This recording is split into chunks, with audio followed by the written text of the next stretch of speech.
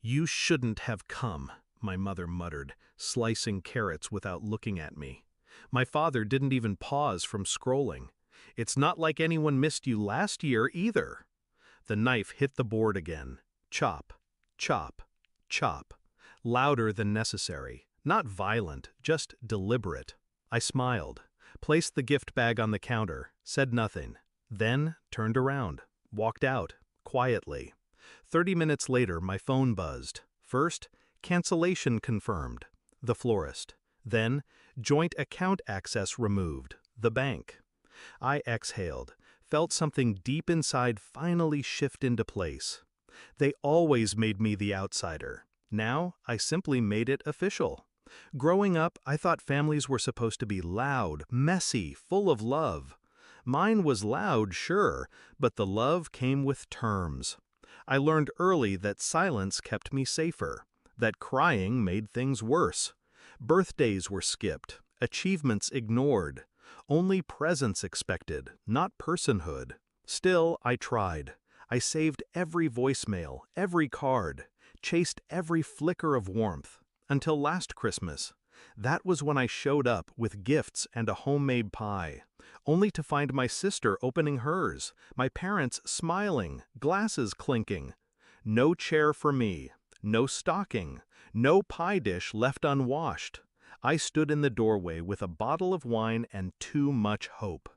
My mother looked up and asked, "Did you call before coming?" After that night, I stopped calling, stopped trying. I watched, listened, remembered. The passive jabs, the missed calls, the way my name was always the pause in their sentences. They taught me everything I needed to know. How to survive without them. How to disappear while staying visible. This year, I sent flowers ahead, expensive ones. I made sure to use the family's joint card. It was still active, still had my name on it, still funded by me, because I had been the one depositing quietly every month. They never noticed, just assumed the money appeared, just like I used to. I also scheduled catering, paid for the wine delivery, even refilled the Christmas account they thought was some magical holiday bonus. They planned the dinner. I bankrolled it, without a word. Until today, when she told me not to come. When he laughed like I was some uninvited guest in the house I helped keep, I realized something. They didn't just exclude me, they erased me.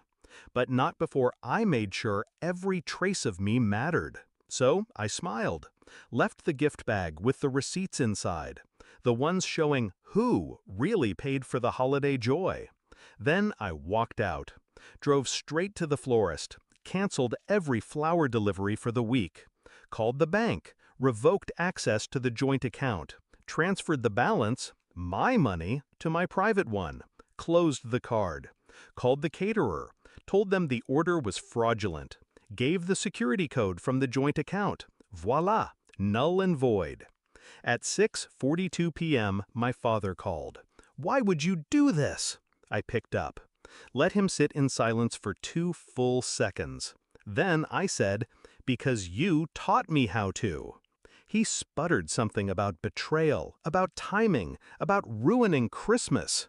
I didn't argue, didn't raise my voice. I just asked, "Did you think I wouldn't notice the names on the joint account? The charges? The withdrawals?" He didn't answer. So I continued, "You used me. You depended on me.